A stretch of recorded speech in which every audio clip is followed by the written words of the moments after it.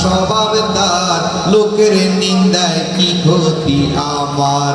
আমার প্রাণে খোঁজে মাইজি ভান্ডার গো, প্রাণে খোঁজে, লোকের নিন্দায় কি ক্ষতি। সবাই একটু তালি দিবেন। সূরা ইয়াসিনের ৬২ নম্বর আয়াত, সূরা ইয়াসিন ৬২ নম্বর আয়াতে বলতেছে কাল কিয়ামতে আপনার মুখ বন্ধ হয়ে যাবে, আপনার এই হাতের মুখ খুলবে। এই হাত সাক্ষী দিবে যে আপনারা এই চট্টগ্রাম ছন্দনাইশে ভিক্টোরিয়া পার্কে বসে গোলাম মঈনুদ্দিন হিয়াজুরীর সাথে আল্লাহ জিকির করছেন এবং তালি দিছেন। এই হাতের মুখ খুলে হাত কাল কিয়ামত দিবসে সাক্ষী দিবে। সুবহানাল্লাহ। তাইলে একটু তালি দিলে এই তালিটা কাল কিয়ামতে সাক্ষী দিবে। এটা আমার বানানো কথা না, সূরা ইয়াসিনের ৬২ নম্বর আয়াতে বলে। আর একটু তালি দেন।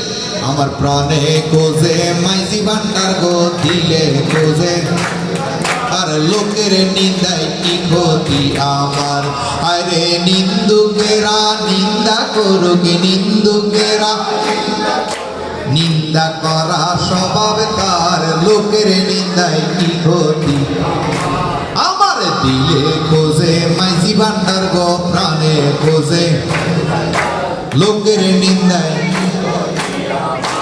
আমার। দিলে খোঁজে মাইজি ভান্ডার গো, প্রাণে খোঁজে, আর লোকের নিন্দায় কি ক্ষতি। শুনেন যত বন্ধুগণ, ওরে নিন্দুকের তোমরা কখনো ভেবো না দুশ্মন। শুনো যত বন্ধুগণ, আরে নিন্দুকের তোমরা কখনো ভেবো না দুশ্মন। তারা দোয়া বাড়ির দোফার মতো, দোয়া বাড়ির দোফার মতো ধুয়ে করুক পরিষ্কার, লোকের নিন্দায় কি ক্ষতি আমার। আমার প্রাণে খোঁজে মাইজি ভান্ডার গো, দিলে আর লোকের নিন্দায়। হায়রে নিন্দুকেরা নিন্দা করুক, নিন্দুকেরা নিন্দা করুক, নিন্দা করা লোকের নিন্দায় কি ক্ষতি আমার। আমার দিলে খোঁজে মাইজি ভান্ডার গো, প্রাণে খোঁজে, লোকের নিন্দায়। কিসে হারাম হলো তাল, ওরে তালে পিঠে মাটি কুমার বানায় ছুরি কোদাল। কিসে হারাম, কিসে হারাম হলো তাল, ওরে তালে পিঠে মাটি বানায় তা ছুরি কোদাল। ওরে দোয়া বাড়ির দোফার মতো, দোয়া পার মতো ধুয়ে করুক পরিষ্কার, লোকের নিন্দায় কি ক্ষতি আমার। আমার প্রাণে খোঁজে, প্রাণে খোঁজে, লোকের নিন্দায় কি ক্ষতি। আরে ডোলের তালে আল্লাহ বলে, ডোলের তালে আল্লাহ বলে, শুনতে লাগে চমৎকার, লোকের নিন্দায় কি ক্ষতি আমার। আমার প্রাণে খোঁজে মাইজি ভান্ডার গো, দিলে লোকের নিন্দায়। হায়রে নিন্দুকেরা নিন্দা করুক, নিন্দুকেরা নিন্দা করা স্বভাব তার, লোকের নিন্দায় কি ক্ষতি। আমার প্রাণে খোঁজে মাইজি ভান্ডার গো, দিলে খোঁজে। কবি রমেশের বাণী আমি মন দিয়েছি, পীর কদমে যা করবেন তিনি। কবি রমেশ আমি মুরিদ হইছি, পীরের কাছে যা করবেন তিনি। ওরে এসব লইয়া টানা টানি, এসব ওরে এসব লইয়া টানা টানি করায় আমার নাই দরকার, লোকের নিন্দায় কি ক্ষতিয়া। আমার দিলে খোঁজে মাইজি ভান্ডার গো, প্রাণে খোঁজে, লোকের নিন্দায় কি ক্ষতি। আরে নিন্দুকেরা নিন্দা করুক, নিন্দুকেরা নিন্দা করা স্বভাব তার, লোকের নিন্দায়। শুনেন যত বন্ধুগণ, ওরে নিন্দুকেরে তোমরা কখন ভেবো না দুশ্মন। শুনো যত বন্ধু, আরে নিন্দুকেরে তোমরা কখন ভেবো না। তারা দোয়া বাড়ির দোফার মতো, দোয়া বাড়ির দোফার মতো ধুয়ে করুক পরিষ্কার, লোকের নিন্দায় কি গতি আমার প্রাণে বোঝে, দিলে বোঝে, লোকের নিন্দায়। জোরে বলি আলহামদুলিল্লাহ। নারে তাকবীর, নারে রিসালাত। তাইলে বাবা কথা ধরেন, তাইলে মুমিনরা কাউকে গালি দেয় না, কোরআন শরীফের আয়াত। মুমিনরা কাউকে, আর তারাই কথায় কথায় গালি দেয়, তাহলে তারা মুমিন না, তারা কি কাফের? তারা দেখবেন কথায় কথায় গালি দেয়, তারা কমেন্টে গালি দেয়, মেসেঞ্জারে গালি দেয়, ফোনটা দিয়া কয় আসসালামু আলাইকুম, এর ঘরে শুরু করে গালি। আমি কই এটা কোন কোরআন তেলাওয়াত করে? এটা কি ইয়াজিদের কোরআন নেই? এটা কেন ইয়াজিদ গালিগালাজ করতো? ইয়াজিদের চরিত্র ছিল। এবার আসেন, আমার নবী এই জীবনে কাউরে গালি দিছিনি? নবী 73টা দল হবে বলছে, কিন্তু বলছিনি 73 দল হবে মারামারি করিও তোমরা, বলছে এই 73 দল হবে, এই আমার উম্মতরা 73 দল হবে, আর 73 দলের আল্লাহর নবী নির্দেশ দিছিনি যে তোমরা মারামারি করো। তাহলে এখন কারা মারামারি করে? যারা মারামারি করে নিশ্চয় তারাই হইল কাফেরের দল। তারা কিসের দল? কেন বাবা আমার নবী গালি দেয় নাই? তাই নবী বলছে 73টা দল হবে। বর্তমানে ইসলামিক দল, এই দল সেই দল সব মিলে 73 দলের উপরে আছে, আছে না নাই? তাইলে আল্লাহর নবী জানে রে 2025 সাল আসলে এই ইসলামিক অনেক দল হবে। এই জন্য আল্লাহর নবী নির্দেশ করে গেছে যে তোমরা 73 দল হও আর 72 দল হও, কেউ কারোর সাথে মারামারি করিও। তোমরা যার দল তাতে করবা, কারোর সাথে খারাপ আচরণ করবা। তাইলে যারা এখন 73 দল হইয়া 72 দল হইয়া মারামারি করে, তাইলে তারা কি নবীর উম্মত? এরা কার উম্মত? এরা ইয়াজিদের উম্মত। ও বাবা, আমাদের দেশে অনেক পীর আছে মুয়াবিয়ারে পছন্দ করে না। এখন আমাদের ধর্মের মধ্যে, আমাদের দেশের মধ্যে মুয়াবিয়ার তরিকা চালাইয়া দিছে। মুয়াবিয়া তার সন্তানকে খেলাফত দিছে। কার সন্তানকে? মুয়াবিয়ার সন্তান ইয়াজিদকে ক্ষমতা দিছে। আর যোগ্য ব্যক্তি হাসান হোসাইন ছিল, তাদেরকে খেলাফত দেয়। তাইলে এখন বর্তমানে আমাদের কিছু আওলাদ আছে, ফুদ যদি প্রতিবন্ধীও হয়, অশিক্ষিত হয়, ফুদ যদি ইংলিশ মিডিয়াম থেকে পড়াশোনা করে, ফুতেরে বাপে খেলাফত দিয়া যায়। ফুতেরে কি খেলাফত দেয়? বাপে ফুতেরে খেলাফত দিয়া যায়। তাইলে মুয়াবিয়ার চরিত্র, ইয়াজিদের চরিত্র আমাদের বর্তমান আওলাদদের নিচে আছে না নাই? জোরে বলেন আছে না নাই? তাহলে ইয়াজিদের চরিত্র, মুয়াবিয়ার চরিত্র যে পীরের কাছে আছে, পীর দুনিয়া থেকে বিদায় নেওয়ার আগে ফুতের কাছে বসাইয়া খেলাফত দিয়া যায়। তাহলে তো বোঝা গেল মুয়াবিয়ার চরিত্র, ইয়াজিদের চরিত্র আপনার ভিতরে। এখন ফুতের চরিত্রের মধ্যে ইয়াজিদের চরিত্র পাওয়া যায়। তাই সাবধান সাবধান এসব পণ্ড পীর থেকে। আমার আল্লাহ ৮৪ নাম্বার সূরার ১৯ নাম্বার আয়াতে বলে, লা তাকরাবুন্না তাবাকুন তাবাক। এইসব আওলাদ পীরদেরকে, ইয়াজিদ মার্কা পীরদেরকে, বন্ড পীরদেরকে তালাক দেওয়া ফরজ। আল্লাহ জানে 2025 সাল আসলে মাজার ভাঙবে। যেই মাজার দিয়া ব্যবসা করে খাচ্ছে, এসব মাজার হাজার হাজার ভাঙবে। এই আওলাদ পীরেরা এই মোল্লার বয়ে ইয়াজিদের বিরুদ্ধে কথা বলবে। বর্তমানে যদি বাবা একজন পীর যদি হুঙ্কার দেয় যে বাংলাদেশের জমিনে আর একটা মাজার ভাঙতে পারবে না, কালকে থেকে ওয়াহাবিরা ডরাইব, ডরাইব না। কিন্তু একটা পীরও কয় না শুধু ওয়াহাবিদের ভয়ে। কেন? যদি এখন ঘোষণা দেয়, তাইলে কালকে তো ওয়াহাবির এলাকাত মাহফিল করতে যাইলে সূরা খাইব, এই ডরে। সফর করতে যায় না, যাইলে তো কোনি খাইব। তাইলে বাবা এসব বন্ড পীরদেরকে তালাক দিতে হবে। এদের ইমানই জোর নাই, সত্য কথা বলার সাহস নাই। দেখেন, আমরা গত 24 তারিখে গোলাপ শাহর মাজারে হুঙ্কার দিছি গতকালকে সেনাবাহিনীর প্রধান ওয়াকারুজ্জামান খুব কৌশলে বলে দিছে যে সাবধান, যা হয়েছে এখানে সমাপ্ত করেন। আল্লাহর রহমতে আমাদের এই মানববন্ধন ইনশাআল্লাহ সেনাবাহিনীর কানে পৌঁছে করুন আলহামদুলিল্লাহ।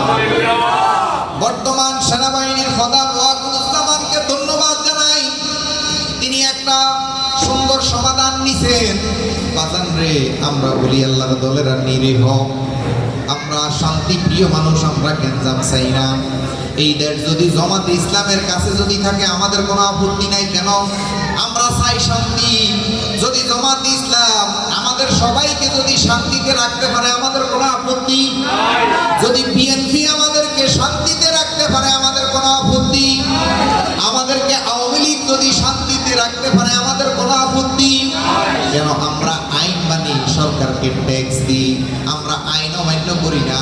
আমরা তাদের ভয়ে আজানের সময় সাউন্ড বক্স বাজাই না, তাদের ভয়ে আমরা নামাজের সময় মাইক বাজাই না। আমরা তাদেরকে মানি, তাদেরটা তারা করে, আমরাটা আমরা করি, ঠিক না বেটি? আমরা শান্তি প্রিয় মানুষ, আমরা বেজাল করি না। আমাদের অনেক মাহফিলে আসি, বাধা দেয়, বাধা দিলে আমরা বন্ধ করে দিই। গ্যাঞ্জামে আমরা এই যে 180টা বাজার সারা বাংলাদেশের মধ্যে ভাঙছে।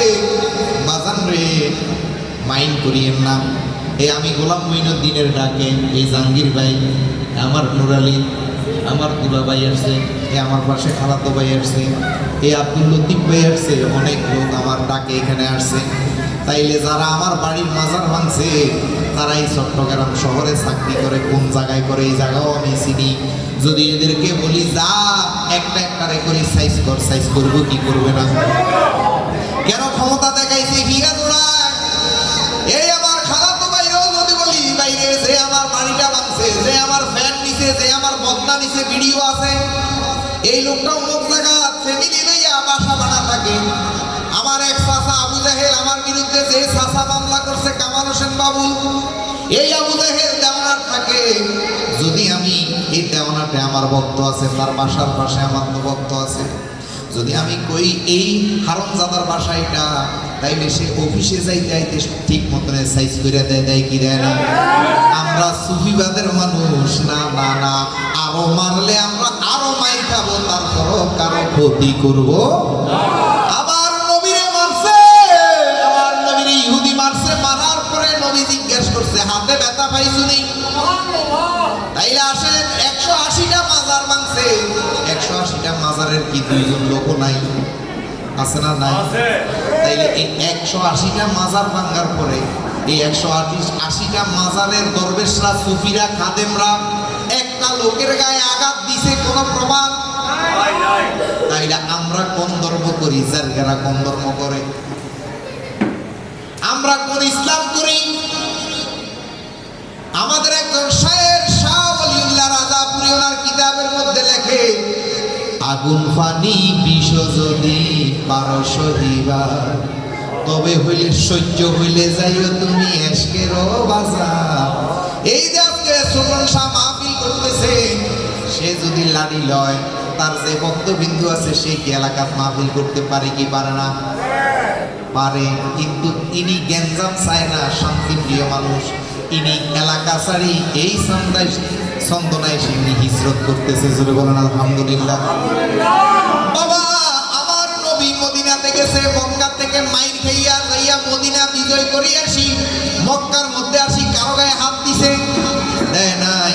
তাইলে নবীর আদর্শ কি? নবীর আদর্শই হইল সহ্য করা। জোরে বলেন সুবহানাল্লাহ। তাই শাহ ওলিউল্লাহ রাজাপুরী ওনার কিতাব রহমানের নূরের মধ্যে লেখে, তুমি যখন তরিকত গ্রহণ করবা তোমাকে আগুন মারবে, তোমাকে শুলিত তুলবে, তোমাকে গর্দন মারবে, তোমাকে ঘৃণা করবে, তোমাকে হিংসা করবে, তোমাকে সমাজ থেকে বের করে দিবে, সব কিছু করবে। আর এইগুলা যদি সহ্য হয় তাহলে কইছে তরিকত গ্রহণ করতে। আর এইগুলা যদি সহ্য না হয় তাইলে মানা করছে তরিকতে না আসার জন্য। মনসুর হাল্লাজ তরিকত গ্রহণ করছে, এই জন্য তারে শুলিতে তুলিয়া তারে পাথর মারছে। বলেন তো লুচ্চামির দায়ে মনসুর হাল্লাজরে মারছে না? সিটারির দায়ে না? বাটখারির দায়ে না?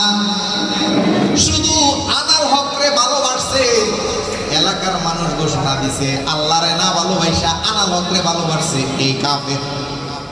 মনসুর আল্লাহ কি আনাল হকরে শুধু ভালোবাসছে, আনাল হকের প্রেমে দেওয়া হয়েছে। এই জন্য রাজায় ঘোষণা দিছে কাফের হইয়া গেছে, মুশরিক হইয়া গেছে, নাস্তিক হইয়া গেছে মনসুর হাল্লাজ। সে আনাল হকেরে ভালোবাসে, আল্লাহরে ভালোবাসে না। এবারে এই মনসুর হাল্লাজ রে শুলিতে উঠাইয়া ফাতর মাইরা মেরে ফেলছে। তারপরও তো আনাল হকের প্রেমটা ছাড়ে নাই। আর এখন আমাদের সমাজে আমরা গুরুরে ভালোবাসতে যাই, ছেলের বয়ে, মেয়ের বয়ে, স্বামীর বয়ে, স্ত্রীর বয়ে, পাড়া প্রতিবেশীর বয়ে গুরুর নাম পর্যন্ত করেছে দিনা। গুরুর নাম কয় না, না না না, শর্মে কয় না, শর্মে কয় না আমি অমুক ছোটন সার পায়া, আমি অমুক ফিরের মুড়ি দিবি, শর্মে কয় না। কিন্তু যখনই সমস্যা হয় তখন গুরুর কাছে এখন ও বাজান আমার ছেলে বিদার যাইতে পারে না, ও বাজান আমার পেটের ব্যথা, ও বাজান আমার মাজার ব্যথা। কিন্তু গুরুকে যে ভালোবাসার মতো ভালোবাসে নাই এটা কয়। ও বাজান গুরুকে ভালোবাসছে বিল্লাল, এই জন্য জিরবা কাটছে, বিল্লালের নবীকে ভালোবাসছে।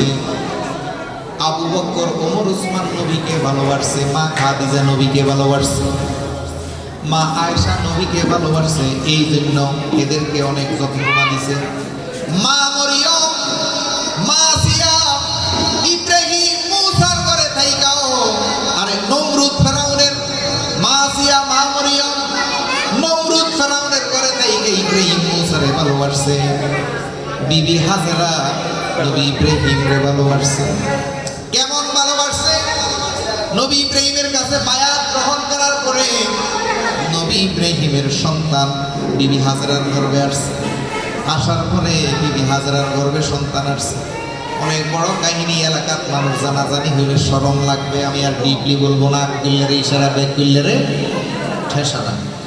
তখন বিবি হাজরারে বনবাস দিয়ে আসছে, খোঁজ লয় নাই, খবর লয় নাই। বিবি হাজরার গর্ভ থেকে সন্তান আসছে।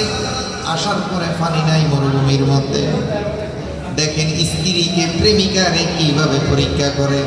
যে করে আমার আশ তারে করি সর্বনাশ, তারপরও যে করে আমার আশ তারে করি বনবাস, তারপরেও যে করে আমার আশ তারপরে করি তারে আমার দাস। এবার ইব্রাহিমরে ভালোবাসার কারণে বনবাস করছে। বনবাসের পরে সন্তান দিয়া সর্বনাশ করছে। হঠাৎ ইব্রাহিমের মনে হইল হায় রে হাজরার কি অবস্থা দেখে আসি। যাইয়া দেখে হাজরার কোলের মধ্যে ইসমাইল নূরের পুতুল খেলতেছে। ইব্রাহিম হাজরা এমন ভালোবাসা ইসমাইলকে বাসতেছে। ইব্রাহিমের মনে হয়েছে, ইব্রাহিমের মনের মনে ভালোবাসা কমেছে। এখন ইব্রাহিম বলতেছে হাজরা গো, আমি স্বপ্নে দেখছি তোমার সন্তানকে কোরবানি করতেছে। এই দেশের বর্তমান যুগের মহিলারা হইলে বলবে ও ইব্রাহিম, এই পেটে বাচ্চাটা দিয়ে মরুভূমির মধ্যে রাইখা গেছো, বাচ্চাটা কি বেঁচে আছে না মরে গেছে একবার খবর লাও নাই।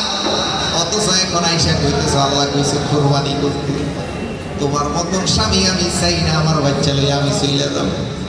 আর বিবি হাজরায় কয় ইব্রাহিম গো,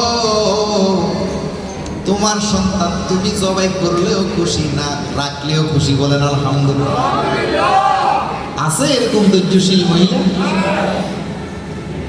তাইলে গুরুর প্রেমে পড়লে কত কষ্ট করতে হয় দেখেন,